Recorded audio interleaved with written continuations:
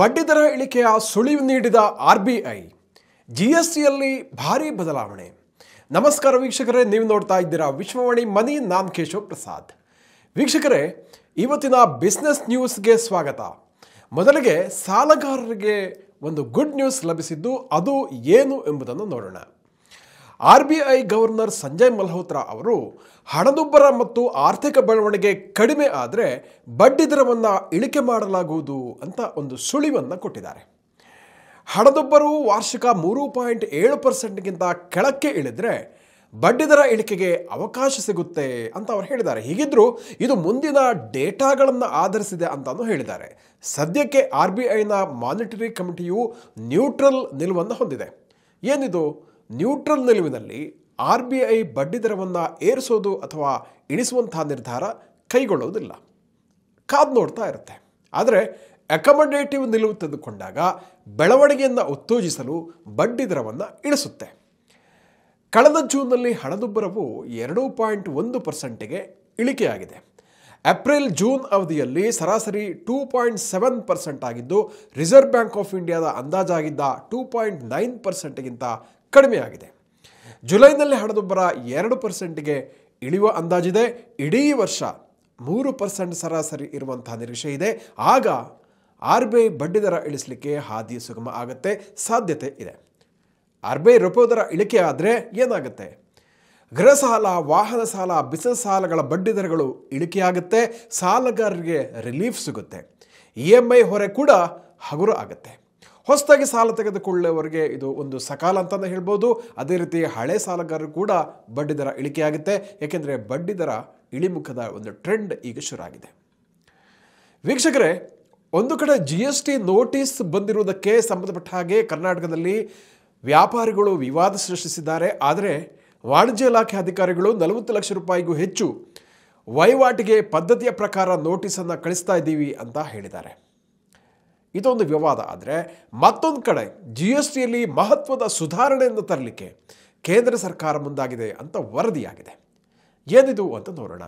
GSTಯಲ್ಲಿ ಭಾರೀ ಬದಲಾವಣೆ ಆಗಲಿದೆ ಅಂತ ಎಕನಾಮಿಕ್ ಟೈಮ್ಸ್ ವರದಿ ತಿಳಿಸಿದೆ. ಈ ವರದಿಯ ಪ್ರಕಾರ ಪ್ರಧಾನಮಂತ್ರಿಯವರ ಕಚೇರಿಯು GSTಯಲ್ಲಿ ಮಹತ್ವದ ಬದಲಾವಣೆಗೆ ತಾತ್ವಿಕ ಅನುಮೋದನೆಯನ್ನು ಕೊಟ್ಟಿದೆ. ಅಂದರೆ ಆಗಸ್ಟ್ನಲ್ಲಿ GST ಮಂಡಳಿ ಸಭೆಯಲ್ಲಿ ಈ ಹೊಸ ಪ್ರಸ್ತಾಪಗಳು ಬರುವಂಥ ಸಾಧ್ಯತೆ ಇದೆ. GSTಯಲ್ಲಿ ಈಗ 0%, 5%, 12%, 18% ತೆರಿಗೆಯ ಸ್ಲ್ಯಾಬ್ಗಳಿದೆ. ಜೊತೆಗೆ ಅಮೂಲ್ಯ ಲೋಹಗಳಿಗೆ 0.25% ಮತ್ತು 3%ನ ಸ್ಲ್ಯಾಬ್ ಇದೆ. ಇದರಲ್ಲಿ 12% ಸ್ಲ್ಯಾಬನ್ನು ರದ್ದುಪಡಿಸುವ ಹಾಗೂ ಈ 12% ಸ್ಲ್ಯಾಬ್ನಲ್ಲಿ ಇರುವಂಥ ವಸ್ತುಗಳನ್ನು 5% ಅಥವಾ 18% ಸ್ಲ್ಯಾಬ್ಗೆ ಸ್ಥಳಾಂತರಿಸುವ ಒಂದು ಪ್ರಸ್ತಾಪ ಇದೆ ಅಂತ ವರದಿಯಾಗಿದೆ. ಇದರ ಪರಿಣಾಮ ಹಲವಾರು ವಸ್ತುಗಳ ಮೇಲಿನ GST ದರ ಇಳಿಕೆ ಆಗಲಿದೆ. ಜನಸಾಮಾನ್ಯರಿಗೆ ಅನುಕೂಲ ಆಗುತ್ತೆ ಇದರಿಂದ. ವೀಕ್ಷಕರೇ, ಕರ್ನಾಟಕ ಬ್ಯಾಂಕ್ ತನ್ನ ಮುಖ್ಯ ಕಾರ್ಯಾಚರಣೆ ಅಧಿಕಾರಿ ಅಥವಾ COO ಆಗಿರುವ ರಾಘವೇಂದ್ರ ಶ್ರೀನಿವಾಸ್ ಭಟ್ ಅವರನ್ನು 3 ತಿಂಗಳಿನ ಅವಧಿಗೆ ಹಂಗಾಮಿ MD ಮತ್ತು CEO ಆಗಿ ನೇಮಕ ಮಾಡಿದೆ. 2025 ಜುಲೈ 16ರಿಂದ ಇದು ಅನ್ವಯ ಆಗುತ್ತೆ. ಕಾಯಂ MD ಮತ್ತು CEO ಹುದ್ದೆಗೆ ಕೂಡ ಬ್ಯಾಂಕ್ ಹುಡುಕಾಟವನ್ನು ಮುಂದುವರೆಸಿದೆ. ಬ್ಯಾಂಕ್ನಲ್ಲಿ MD ಮತ್ತು CEO ಆಗಿದ್ದ ಶ್ರೀಕೃಷ್ಣ ಹರಿಹರ ಶರ್ಮಾ ಮತ್ತು ಕಾರ್ಯಕಾರಿ ನಿರ್ದೇಶಕ ಶೇಖರ್ ರಾವ್ ನಿರ್ಗಮನದ ಬಳಿಕ ಈ ನೇಮಕಾತಿ ನಡೆದಿದೆ. ಹಾಗಾದರೆ ಯಾರಿವರು ಹೊಸ ಹಂಗಾಮಿ ಮ್ಯಾನೇಜಿಂಗ್ ಡೈರೆಕ್ಟರ್ ಮತ್ತು CEO ರಾಘವೇಂದ್ರ ಶ್ರೀನಿವಾಸ್ ಭಟ್? ಅವರು 38 ವರ್ಷಗಳಿಂದ ಕರ್ನಾಟಕ ಬ್ಯಾಂಕ್ನಲ್ಲಿ ಸುದೀರ್ಘವಾದ ಸೇವೆ ಸಲ್ಲಿಸಿದ್ದಾರೆ. ವಿಶೇಷ ಏನಂದರೆ, ಕರ್ನಾಟಕ ಬ್ಯಾಂಕ್ನಲ್ಲಿ 1981ರಲ್ಲಿ ಕ್ಲರ್ಕ್ ಆಗಿ ಸೇರಿದ್ದ ರಾಘವೇಂದ್ರ ಶ್ರೀನಿವಾಸ್ ಭಟ್ ಅವರು ಹಂತ ಹಂತವಾಗಿ ಉನ್ನತ ಮಟ್ಟದ ಹುದ್ದೆಗಳನ್ನು ನಿರ್ವಹಿಸ್ತಾ ತಮ್ಮ ಪರಿಶ್ರಮ ಶ್ರದ್ಧೆಯಿಂದ ಇವತ್ತು MD ಮತ್ತು CEO ಹುದ್ದೆಗೆ ನೇಮಕ ಆಗಿದ್ದಾರೆ.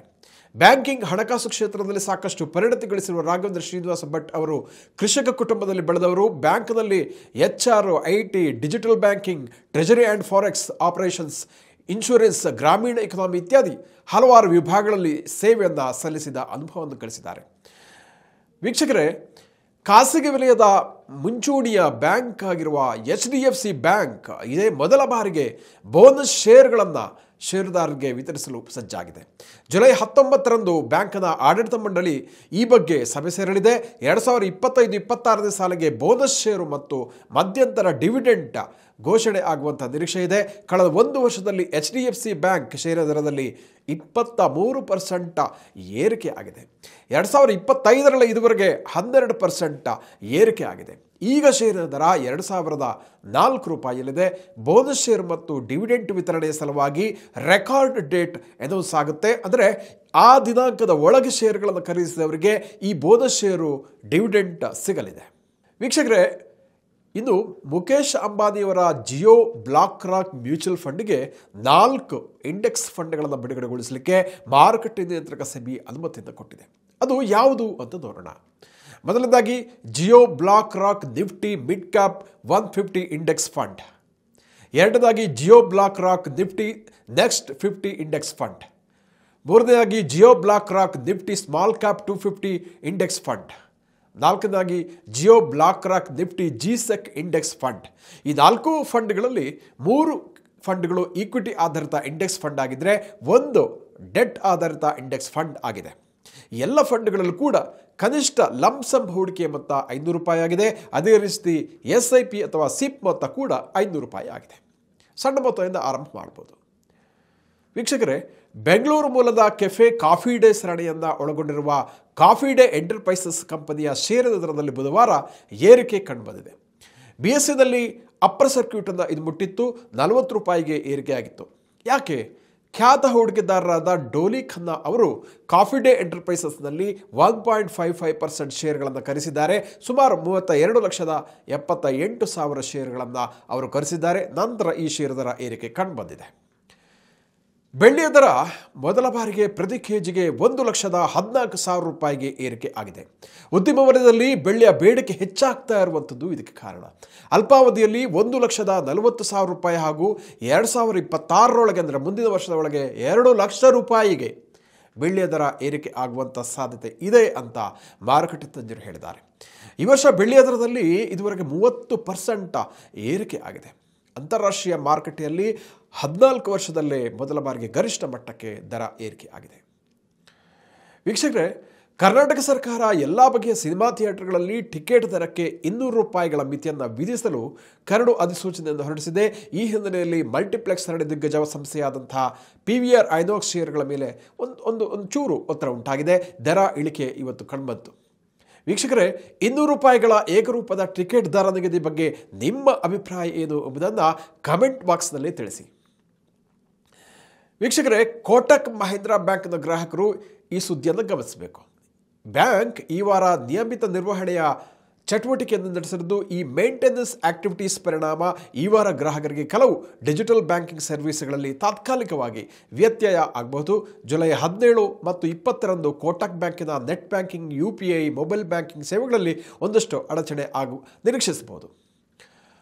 ವೀಕ್ಷಕರೇ, ಪೇಟಿಎಂನ ಮಾತೃ ಸಂಸ್ಥೆಯಾದ 197 ಕಮ್ಯುನಿಕೇಷನ್ನ ಕಂಪನಿಯ ಷೇರು ದರದಲ್ಲಿ ಇವತ್ತು ಮಧ್ಯಂತರದಲ್ಲಿ 3% ಏರಿಕೆಯಾಗಿದೆ. ಪೇಟಿಎಂ ಷೇರು ದರ ಕಳೆದ 6 ತಿಂಗಳಲ್ಲಿ ಇದೇ ಮೊದಲ ಬಾರಿಗೆ 1,000 ರೂಪಾಯಿಗೆ ಗಡಿಯನ್ನು ದಾಟಿದೆ. ವೀಕ್ಷಕರೇ, ದೇಶದ ಅತಿ ದೊಡ್ಡ ಬ್ಯಾಂಕ್ ಆಗಿರುವ ಸ್ಟೇಟ್ ಬ್ಯಾಂಕ್ ಆಫ್ ಇಂಡಿಯಾ ಬಾಂಡ್ಗಳ ಮೂಲಕ 20,000 ಕೋಟಿ ರೂಪಾಯಿ ಸಂಗ್ರಹಿಸಲಿಕ್ಕೆ ಉದ್ದೇಶಿಸಿದ್ದು ಆಡಳಿತ ಮಂಡಳಿ ಇದಕ್ಕೆ ಅನುಮೋದನೆಯನ್ನು ಕೊಟ್ಟಿದೆ. ರಿಟೇಲ್ ಹೂಡಿಕೆದಾರ ಕೂಡ SBIನ ಈ ಬಾಂಡ್ಗಳಲ್ಲಿ ಹೂಡಿಕೆಯನ್ನು ಮಾಡಿ ಆದಾಯವನ್ನು ಗಳಿಸಬಹುದು.